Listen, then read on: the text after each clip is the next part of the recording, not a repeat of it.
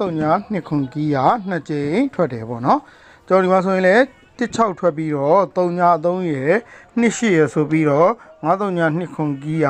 နှစ်ကြိမ်ထွက်တယ်ပေါ့နော်ကျွန်တော်ဒီမှာဆိုရင်လည်း6တစ်ထွက်ပြီးတော့9နှစ်ရယ်2 9ရယ်ဆိုပြီးတော့9ညနှစ်ခွန်ကြီးရအပြီးပေါက်အနေနဲ့နှစ်ကြိမ်ထွက်တယ်ပေါ့နော်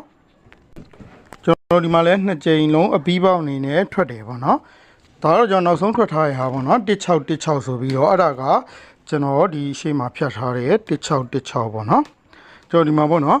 16ထွက်ပေါ်မှာ16ထွက်ပြီးတော့အောက်မှာခွန်1ဆိုပြီးတော့9 3 2ခွန်ကြီးရတစ်ချိန်ထွက်တယ်အောက်မှာလည်းကျွန်တော်16ထပ်ထွက်ပြီးတော့အောက်မှာကျတော့ကျွန်တော်တို့96ဆိုပြီးတော့9 3 2ခွန်ကြီးရတောက်လျှောက်ထွက်ခဲ့တယ်ပေါ့နော်အဲ့တော့ဒီနေ့မှာလည်းကျွန်တော်မိတ်ဆွေတွေအားလုံးတွေ့ခဲ့တဲ့အတိုင်းပဲကျွန်တော်တို့6တက်ဆိုပြီးတော့ထွက်ထားတယ်ပေါ့နော်ကျွန်တော်6တက်အားထွက်ပြီးတိုင်းကျွန်တော်တို့9 3 2ခွန်ကြီးပေါ့နော်9 3 2ခွန်ကြီးရကျွန်တော်တို့3နှစ်အတွင်းမှာလက်ရှိအချိန်ထိပေါ့နော်လက်ရှိအချိန်ထိကျွန်တော်တို့ဒီ2022 14ရက်2လ2022ပေါ့နော်14ရက်2လ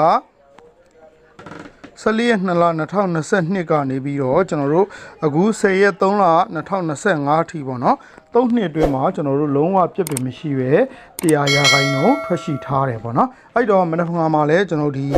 9 3 2ခွန်ကြီးရအနည်းဆုံးတစ်ချိန်100ရာခိုင်နှုန်းလာပါလိမ့်မယ်ကျွန်တော်ဒီ9 3 2ခွန်နဲ့ကီးနဲ့ပတ်သက်ပြီးတော့ကျွန်တော်တကွက်ကောင်းလေးရွေးထုတ်ပေးမယ်အကောင်းဆုံးဖြစ်မဲ့ထင်တဲ့တကွက်ကောင်းလေးရွေးထုတ်ပေးမယ်ပြီးရင်ကျွန်တော်တို့ဒီ